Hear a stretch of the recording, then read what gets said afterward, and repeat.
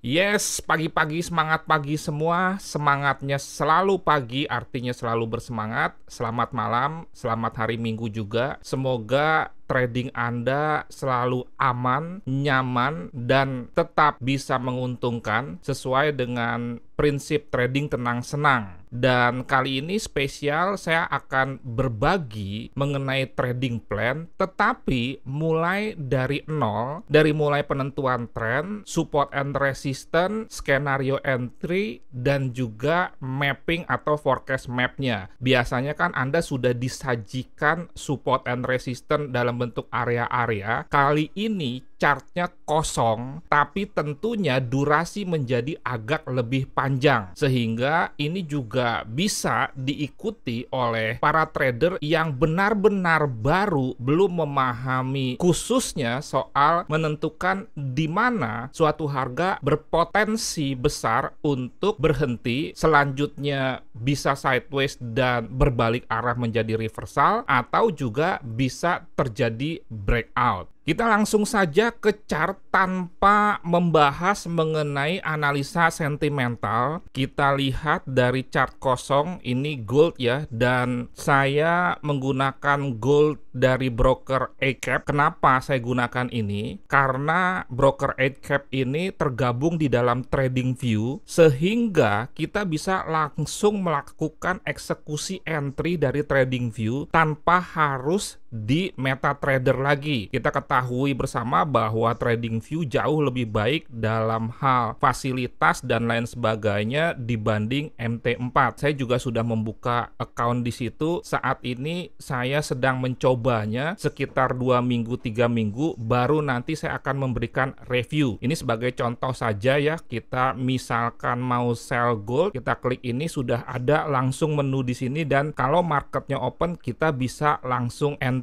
Jadi ini menarik sekali sebagai salah satu alternatif. Di samping saya lihat regulasinya juga lumayan Australia, juga ada fasilitas trading view-nya, karena sedikit sekali broker yang tergabung di dalam trading view, sehingga kita bisa langsung melakukan eksekusi entry dan juga exit. Saya memulai itu dari D1, dan di D1 kita sudah tahu bahwa tren gold itu turun, di mana di sini ada puncak, kemudian puncak lagi yang semakin turun, ada 3. Demikian juga dengan lembahnya, sehingga ini major trennya di D1 adalah downtrend. Kita turunkan di H4, perhatikan sama di D1, H4 juga ini trennya turun. Ini puncak, kemudian juga puncak, dan banyak sekali puncaknya yang sudah semakin menurun. Demikian juga dengan lembah, walaupun kalau kita lihat wave ini ada kenaikan, tetapi di Kamis itu mengalami penurunan. Saya biasakan membuat semacam garis vertikal untuk membatasi minggu. Jadi kalau misalkan market close seperti ini, saya akan buat garis vertikalnya, sehingga saya bisa melihat secara cepat minggu lalu kira-kira gerakan gold itu turun dulu, kemudian naik, dan akhirnya turun lagi. Kalau kita perhatikan juga range gold untuk minggu lalu bisa menggunakan fasilitas ini, dari mulai yang terendah ke tertinggi, atau sebaliknya sama saja, tertinggi ke terendah juga boleh, itu sekitar 36 poin ya. Dan sebagai tambahan informasi saja, bahwa range mingguan gold itu sekitar 600 sampai 630 pip. Kemudian range hariannya itu adalah 200 pip. Jangan lupa untuk minggu ini akan ada data pengumuman tenaga kerja. Sebenarnya TradingView juga sudah menyediakan data-data ekonomi yang akan dirilis. Kalau Anda lihat misalkan di tanggal 2 September Anda klik, itu ada informasi tingkat pengangguran, kemudian juga payroll, upah buruh per tahun dan per bulan juga ada di bawah. Dan sebelum hari Jumat minggu pertama tersebut juga ada news-news lain seperti ISM Manufacturing PMI, sehingga ini sudah terintegrasi, dan ini juga bisa disesuaikan menjadi jam WIB. Kita lanjutkan setelah kita sudah bisa menentukan tren, kemudian kita juga sudah tahu kalender ekonomi yang akan dirilis 1 minggu ke depan. Selanjutnya, step by step dalam membuat trading plan, setelah pertama tren sudah kita tentukan, yang kedua adalah support and resistance. Kalau kita bicara support and resistance, itu ada banyak sekali metode. Yang pertama bisa misalkan dengan bantuan indikator seperti moving average. Kemudian yang kedua bisa bantuan indikator atau tanpa indikator pivot dengan supply and demand. Dengan teori range juga termasuk support and resistance. Yang pertama, misalkan trennya itu turun, tentunya Anda akan mencari peluang untuk sell dan Anda mencari resistennya yang lebih diutamakan, karena sesuai dengan prinsip dari komunitas TTS Trading Tenang Senang, follow the trend by bidding.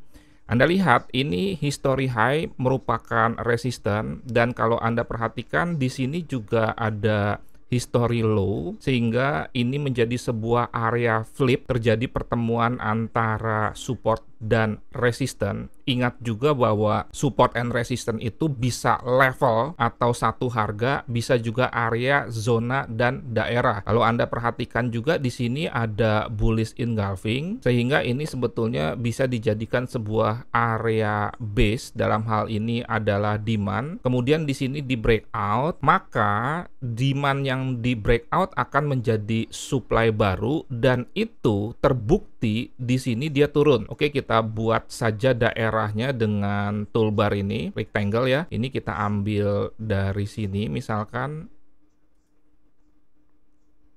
bullish engulfingnya. Ini bisa kita tarik mundur ke sini. Jadi kita ambil dari low ini, kemudian juga di sini ada bullish engulfing menjadi area demand, di breakout menjadi area supply, dan naik ke sini dia terjadi reaksi dan balik tren menjadi turun.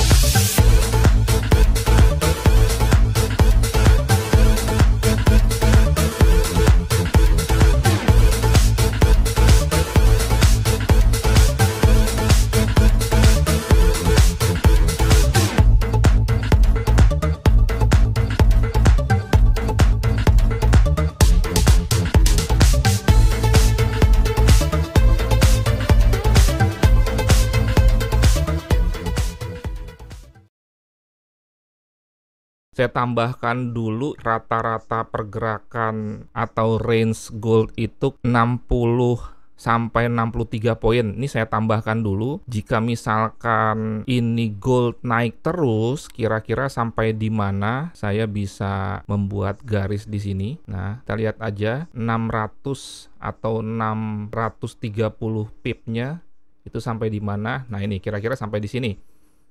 Kira-kira saja ya. Dan kalau Anda perhatikan, kalau kita menjadikan range harga itu sebagai resisten, ini bisa saja kebetulan ini bisa dikombinasikan dengan history high sebelumnya di sini atau history high yang ini, sehingga berpotensi bisa saja membentuk head and shoulder walaupun tidak sempurna.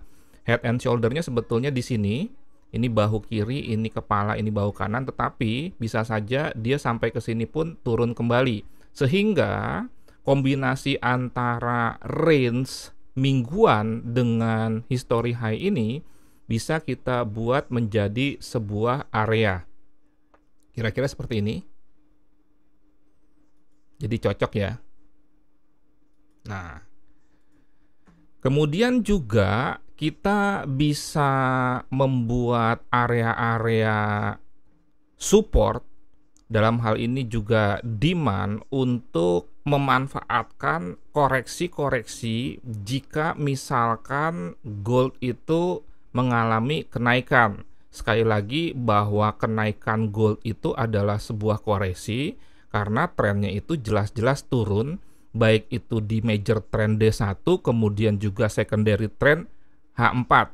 Untuk support, sederhana saja kita perhatikan di sini ada low. Apakah ada data yang mendukung? Kita bisa lihat di sebelah kiri sini. Nah, ini ada history high, sehingga ini kembali lagi bisa menjadi area flip, dan tidak perlu mempedulikan apakah pernah di breakout atau tidak. Yang penting gambar dulu, baru nanti kita bisa filter, kita bisa pilah-pilah mana support and resistance yang kuat atau key level. Kemudian juga apakah ada pola-pola engulfing di sini, kita cek saja. Kalau kita perhatikan bisa saja ya ini dijadikan sebagai sebuah area engulfing. Anggap saja ini inside up karena ini mother candle-nya, kemudian di breakout di sini. Ini boleh kita tambahkan juga sebagai sebuah area support berdasarkan teori candlestick pattern 3 inside up, dan ini berpotensi untuk bounce. Tinggal tunggu nanti pembukaan market, misalkan di H1 apakah ada candlestick bullish engulfing ya, di mana satu candle di H1 ini menelan ini, atau bullish pin bar. Di sini juga sebetulnya terjadi bearish engulfing, dan itu akhirnya bisa berfungsi sebagai area base. Dalam hal ini adalah supply, kita gambarkan saja. Kalau Anda menyatakan kok kayaknya support and resistance-nya banyak sekali ya, itu memang biasa karena market bukan garis lurus. Kalau Anda perhatikan, saya bantu dengan fungsi ini, misalkan gerakan market turun itu kan bukan garis lurus tetapi dia zigzag seperti ini, maka pembalikan-pembalikannya itu berfungsi sebagai support and resistance juga. Ini contoh saja. Nah, ini kenapa dia naik sampai sini terus turun, berarti ini resisten. Kenapa dia turun sampai sini terus dia naik, berarti ini support. Demikian juga kenapa dia naik ke sini akhirnya turun, sehingga ini resisten. Ini juga kenapa dia turun akhirnya dia naik, berarti ini support. Dari keterangan ini Anda mendapatkan jawaban kenapa support and resistance itu tidak hanya satu. Jadi terima kenyataan dalam tanda kutip bahwa kita memang harus mencari beberapa support and resistance, baru nanti kita filter lagi seperti tadi yang saya sampaikan untuk menentukan di support and resistance mana breakout atau tidak breakout, kita melakukan eksekusi entry. Oke, sekarang kita lanjut lagi. Berarti kita sudah bisa membuat rencana untuk entry-nya. Kalau kita perhatikan lagi ya, terdekat resistennya itu di sini. Kemudian resisten 2-nya di sini, resisten 3-nya nggak langsung di sini. Bisa kita cari lagi dengan swing high swing low ini atau kombinasi dengan yang lain. Di sini juga sebetulnya ada bearish engulfing, sehingga ini berfungsi sebagai sebuah resisten, dan ini juga harga mengalami penurunan di sini. Jadi bahwa jejak-jejak histori atau sejarah itu berfungsi sebagai support and resistance, itulah intinya dari sebuah analisa teknikal. Nah, jadi di sini, kemudian juga di sini sebetulnya support and resistance juga ini. Tidak usah mempedulikan soal benar salah, yang penting dibuat dulu. Kalau ini mungkin hanya sebatas level ya, tetapi nggak apa-apa, kita buat juga saja menjadi sebuah area, karena ini low, ini bisa membentuk area. Ya, sekali lagi ini alasannya, ini history high, ini history low. Nah, kemudian apakah di antara ini ada lagi? Sebetulnya menurut saya ada.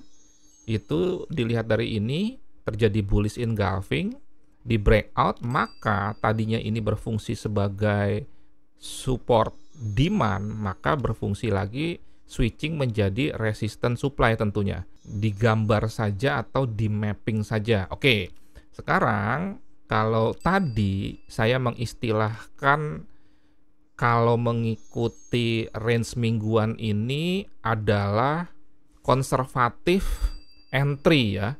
Saya biasanya melakukan sell limit, sehingga skenario pertama di dalam melakukan entry adalah jika harga naik sampai ke sini, kemudian di sini ada ketemu area resistance, di sini juga sudah memenuhi range-nya, tanpa memperhitungkan NFP ya, atau juga upah buruh per jam dan juga tingkat pengangguran.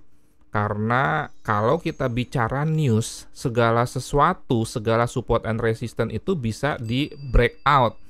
Kenapa? Karena jelas sekali bahwa news itu akan menggerakkan market sesuai dengan kelas itu news.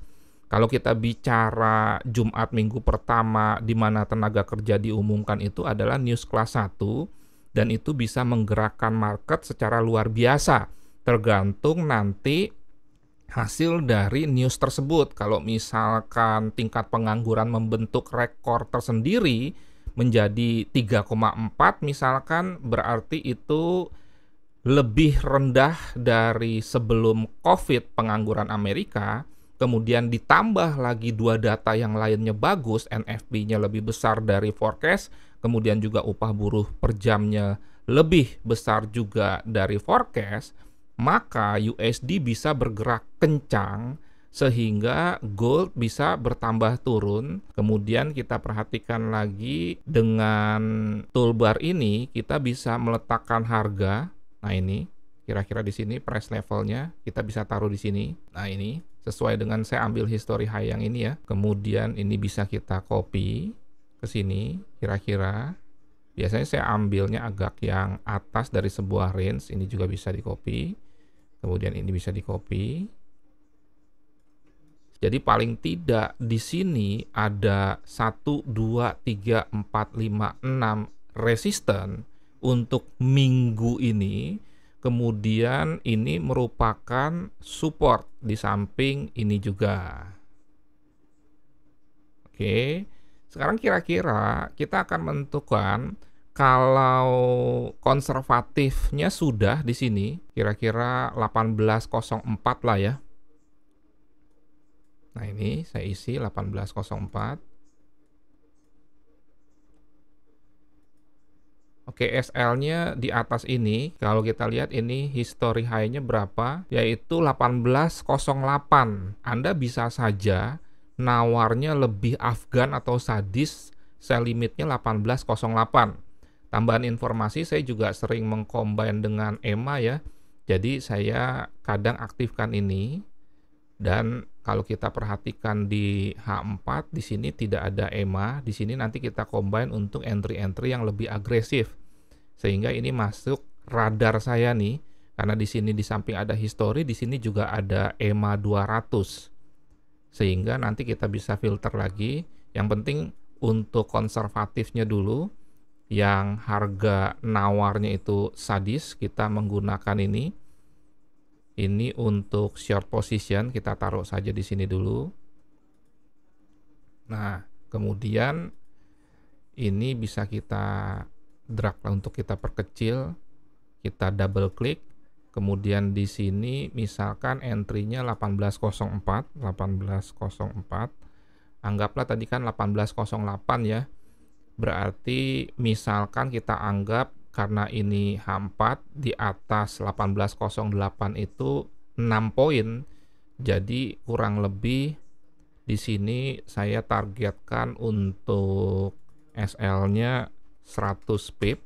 Kemudian TP-nya nanti kita lihat apakah misalkan 500 pip memungkinkan sehingga RR-nya 1:5.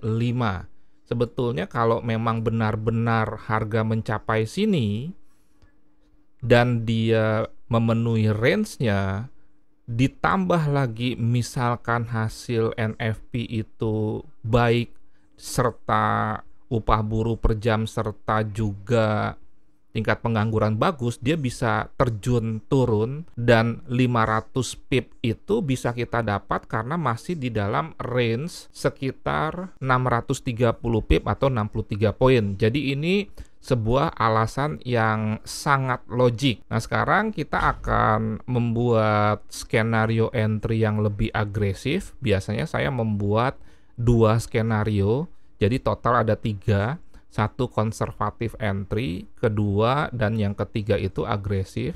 Di sini masuk radar saya nih, karena di sini ada EMA 200 dan supaya lebih simple chartnya saya hidden saja. Nah ini. Jadi ini ya, kita ambil saja high ini, kita perhatikan high-nya 1765.5. Jadi ini kita edit 1765.5.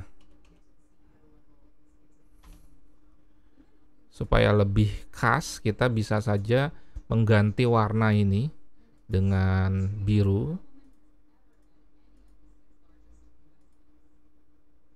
untuk membedakan bahwa ini merupakan area atau level incaran kita untuk entry. Oke ya. Nah, ini juga semoga dengan lebih rapi ini Anda menjadi lebih paham. Oke, lanjut. Nah, kemudian di mana lagi kita perhatikan ini, apakah data ini cukup mendukung untuk kita melakukan aggressive entry. Jadi ada 3 alternatif untuk kita pilih menjadi satu saja.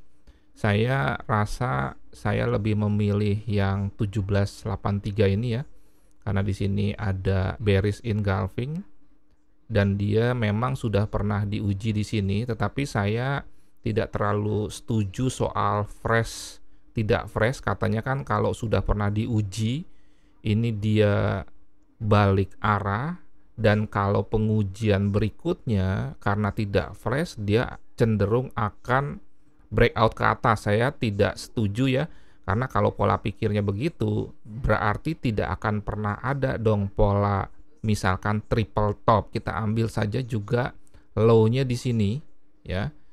Low-nya di sini, high-nya di sini, karena ini kan sebetulnya dengan ini berdekatan ya. Kita bisa saja ambil area ini tetapi yang paling bawahnya, dan ini juga bisa kita jadikan sebagai resisten di sini karena di sini ada high juga. Jadi kita ambil low di sini 1784.89. Jadi langsung saja kita bulatkan ke atas 1785. Oke, di sini saya masukkan 1785.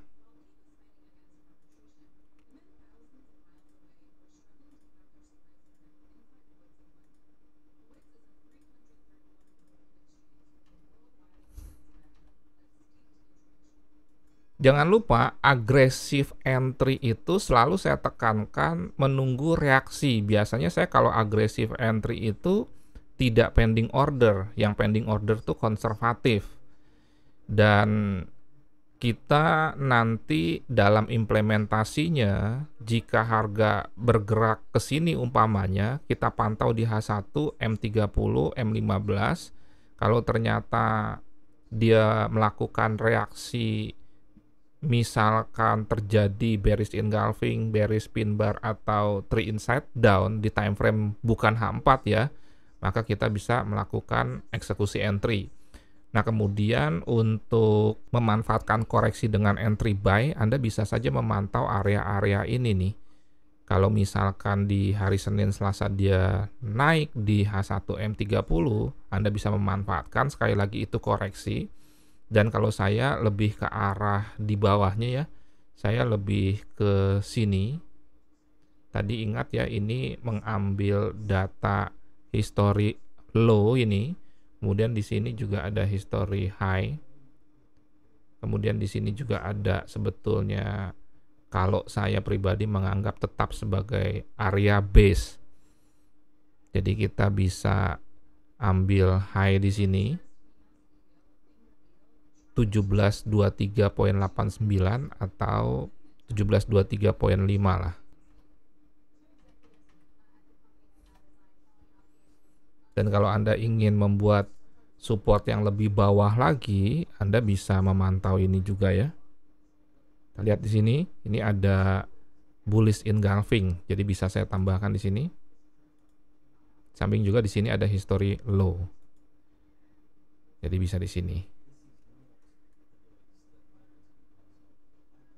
Sekali lagi, tolong dipahami dengan smart kenapa ada beberapa perencanaan ini. Karena market itu dinamis, sehingga kita juga harus mempersiapkan beberapa alternatif. Kalau misalkan dia naik, apa yang akan kita lakukan? Kalau misalkan dia turun, apa yang kita lakukan? Itu harus senantiasa dipersiapkan dengan matang.